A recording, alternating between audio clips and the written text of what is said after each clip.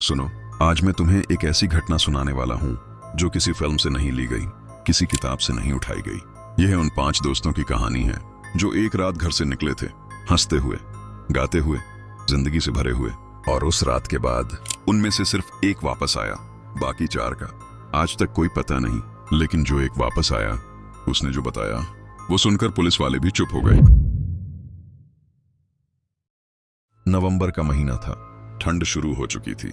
वो ठंड जो हड्डियों तक उतर जाती है, रात को सांस लो तो भाप बनती है। 5 दोस्त थे। अर्जुन गाड़ी चलाता था, हमेशा। वो दोस्तों में सबसे जिम्मेदार था, जो कहता था यार चलते हैं तो सब चल देते थे। साहिल सबसे ज्यादा बोलने वाला। हर सफर में वो था जो माहौल बनाता था, गाने चलाता था, चुटकुले सुनाता था। प्रिया अर्जुन की 2 साल पुरानी दोस्त, शांत स्वभाव की, लेकिन जब बोलती थी तो सब सुनते थे। राजन कम बोलने वाला, लेकिन उसकी नजर तेज थी। वो चीजें नोटिस करता था जो बाकी नहीं करते थे। और मीरा सबसे छोटी, 21 साल की, इस सफर पर पहली बार आई थी। इस गाड़ी में 5 शिमला से लौट रहे थे। रात के करीब 9 बज रहे थे। हाईवे सुनसान था। साहिल ने गाना बढ़ाया। यार यह रात, यह सड़क, यह ठंड एकदम फिल्मी लग रहा है। सब हंसे। अर्जुन ने गाड़ी आगे बढ़ाई। रोशनी सड़क पर पड़ रही थी। दोनों तरफ पेड़ थे, घने, काले। रात में वो दीवारों जैसे लगते थे। सब ठीक था, सब सामान्य था, तब तक रात के करीब 10 बजे अर्जुन की नजर सड़क पर थी। और तभी उसने देखा सड़क के किनारे एक औरत, सफेद कपड़ों में, बाल खुले हुए, अकेली, हाईवे के बीच में। रात के 10 बजे, कोई गाड़ी नहीं, कोई घर नहीं आसपास। साहिल ने भी देखा। भाई रोको। अर्जुन ने गाड़ी धीमी की। राजन आगे झुका। यार यहाँ कोई बस्ती नहीं है 10 किलोमीटर तक। ये औरत यहाँ क्या कर रही है? प्रिया ने कहा, शायद गाड़ी खराब हो गई हो या कोई मुसीबत हो। मीरा चुप थी।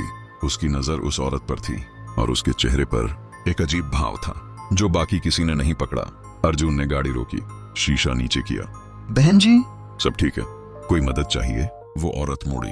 उसका चेहरा देखकर अर्जुन एक पल के लिए रुक गया। वो औरत खूबसूरत थी, लेकिन उसकी आंखें कुछ अजीब थीं, जैसे वो देख रही हो, लेकिन किसी और को, किसी ऐसी चीज को जो वहां नहीं थी। शहर जाना है, उसने कहा। आवाज धीमी थी, बहुत धीमी। साहिल ने कहा, बैठो बहन जी, हम भी उसी तरफ जा रहे हैं। मीरा ने साहिल का हाथ पकड़ा।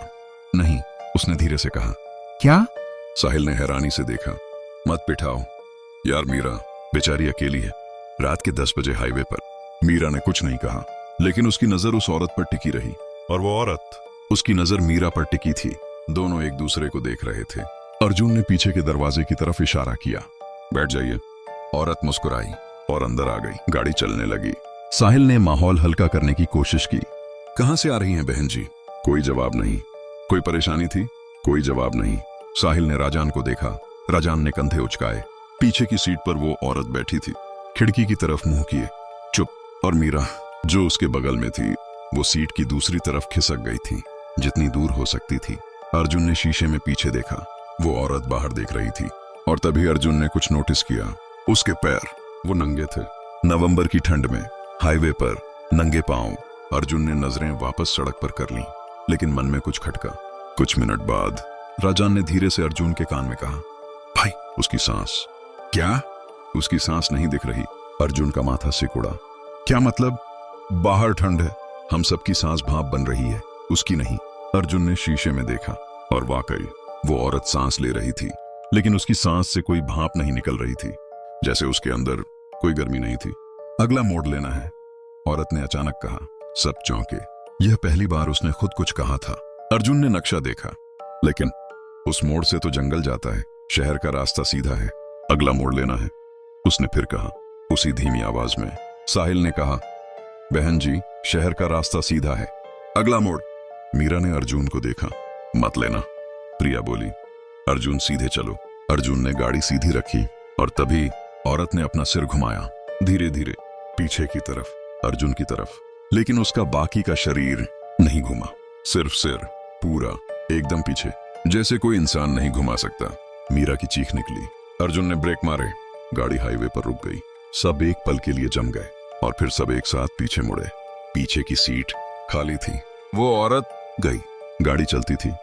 दरवाजा बंद था, खिड़की बंद थी और वो बस नहीं थी। चलो यहां से निकलते हैं, अर्जुन ने कहा। उसकी आवाज कांप रही थी। गाड़ी आगे बढ़ी, लेकिन 3 किलोमीटर बाद गाड़ी खराब हो गई। इंजन बंद, बत्तियां बंद, सब बंद। सड़क पर अंधेरा था। साहिल ने कहा, दूर एक रोशनी दिख रही है, कोई बस्ती होगी, वहां चलते हैं। सबने हाँ कर दी। कोई विकल्प नहीं था। वो पांचों गाड़ी से उतरे और उस रोशनी की तरफ चल दिए। 5 मिनट चले और एक छोटा सा गांव था। 10-12 घर, पुराने, संकरी गलियां, लेकिन एक भी इंसान नहीं। प्रिया ने कहा, यह गांव खाली लग रहा है। राजन ने एक घर का दरवाजा खटखटाया। कोई नहीं। दूसरा, कोई नहीं। साहिल ने एक घर का दरवाजा धकेला, खुल गया। अंदर खाना मेज पर था, थालियां लगी हुई, खाना गर्म था, लेकिन कुर्सियां खाली थीं, जैसे कोई अभी अभी उठकर गया हो। यहां कुछ गड़बड़ है। राजन ने कहा, चलो वापस गाड़ी की तरफ। प्रिया ने कहा। सब वापस मुड़े, लेकिन जब वो गांव के बाहर निकलने लगे, रास्ता नहीं था। वही गलियां, वही घर, जैसे गांव का कोई छोर नहीं था। वो चलते रहे, बाएं मुड़े, दाएं मुड़े, और हर बार वही मेज वाला घर, वही गर्म खाना। मीरा रोने लगी। साहिल ने उसे थाम लिया। घबराओ मत, हम निकल जाएंगे। अर्जुन ने फोन निकाला। कोई नेटवर्क नहीं। राजन ने ऊपर देखा। आसमान में तारे थे, लेकिन वो तारे हिल रहे थे, धीरे धीरे, जैसे आसमान हिल रहा हो। या वो जगह, ये जगह सही नहीं है, राजन ने कहा। और तभी एक बुजुर्ग आदमी गली के मोड़ पर दिखा। सफेद कपड़े, झुकी कमर, हाथ में लालटेन। आ गए, उसने कहा, जैसे वो उनका इंतजार कर रहा था। आप कौन हैं? अर्जुन ने पूछा। मैं यहाँ का एकमात्र बचा हुआ इंसान हूँ। मतलब? बुजुर्ग ने लालटेन ऊपर उठाई। ये गांव 50 साल पहले खाली हो गया था। सन्नाटा। एक रात सब गए, कोई वापस नहीं आया। बस मैं बचा, क्योंकि मैं उस रात यहां नहीं था। और वो औरत? मीरा ने पूछा। बुजुर्ग ने मीरा को देखा। तुमने उसे देखा? हाँ। बुजुर्ग की आंखों में एक डर उभरा। जिसने उसे देखा वो यहां से नहीं जाता। क्यों? क्योंकि वो यहां का रास्ता दिखाती है। प्रिया की आवाज कांपी। यहां का रास्ता? बुजुर्ग ने नजरें झुका ली। इस गांव में हमें निकलना होगा, अर्जुन ने कहा। कैसे निकलोगे? बुजुर्ग ने कहा, जब वो किसी को यहां लाती है तो गांव का रास्ता बंद हो जाता है। तो क्या करें? बुजुर्ग रुका, फिर बोला, एक तरीका है। क्या? जो सबसे पहले उसे देखे, वो अगर खुद वापस जाना चाहे तो जा सकता है, बाकी नहीं। सब चुप। अर्जुन ने कहा, सबसे पहले मैंने देखा था। नहीं। सबकी नजर मीरा पर गई। मीरा, जिसने उसे देखकर रोकने को कहा था, जिसकी नजर उस औरत पर सबसे पहले पड़ी थी, जिसे वो औरत देख रही थी। मीरा की आंखें भर आईं। मैं नहीं जाऊंगी अकेले। अर्जुन ने उसका हाथ थामा। मीरा, तुम्हें जाना होगा, वापस जाकर मदद लाओ। लेकिन तुम सब, हम यहां हैं, हम ठीक रहेंगे। मीरा ने एक एक को देखा। साहिल, प्रिया, राजन, अर्जुन। उसकी आंखों से आंसू बह रहे थे। मैं वापस आऊंगी, मैं पुलिस लेकर आऊंगी। बुजुर्ग ने उसे गांव के बाहर तक छोड़ा और मीरा निकल गई, अंधेरे में, अकेले। 3 महीने बाद मीरा एक मनोचिकित्सक के पास थी। उन्होंने उससे सब सुना, फिर एक पुरानी फाइल निकाली। मीरा, मैं तुम्हें कुछ दिखाना चाहता हूँ। उन्होंने एक पुरानी अखबार की कतरन दिखाई, 1974 की। उसमें एक तस्वीर थी उस गांव की, और उस गांव के बारे में लिखा था, रात भर में पूरा गांव लापता, सिर्फ एक बुजुर्ग बचा। मीरा ने वो बुजुर्ग की तस्वीर देखी और उसके हाथ से अखबार छूट गया। वो बुजुर्ग वही था, वही चेहरा, वही आंखें, 50 साल पहले की तस्वीर में। और उस रात भी बिल्कुल वैसा ही, जैसे उसकी उम्र बढ़ी ही नहीं थी। मीरा कांपने लगी। मनोचिकित्सक ने आगे पढ़ा। बचे हुए बुजुर्ग का बयान। एक औरत थी, सफेद कपड़ों में। वो लोगों को उस गांव में ले जाती थी जो एक बार गया, वापस नहीं आया, सिवाय उसके जिसे वो खुद जाने देती है। मीरा ने ऊपर देखा। मतलब वो औरत मुझे जानबूझकर जाने दिया? मनोचिकित्सक ने अखबार बंद किया। इसमें आगे एक और बात लिखी है। क्या? जिसे वो जाने देती है, वो इसलिए नहीं जाता कि वो दयालु है। वो इसलिए जाने देती है क्योंकि उसे किसी की जरूरत होती है जो बाहर रहे, जो और लोगों को उस रास्ते पर लाए। मेरा को जैसे जमीन खिसक गई। उसने खिड़की से बाहर देखा। सड़क पर एक गाड़ी जा रही थी और उसके मन में अचानक एक ख्याल आया, अपने आप, बिना चाहे। उन्हें उस हाईवे से जाना चाहिए था। मीरा की आंखें धीरे धीरे बदलने लगीं। वो मनोचिकित्सक की तरफ मुड़ी और मुस्कुराई, वही मुस्कान जो उस रात उस औरत के चेहरे पर थी। बस यही थी आज की स्टोरी।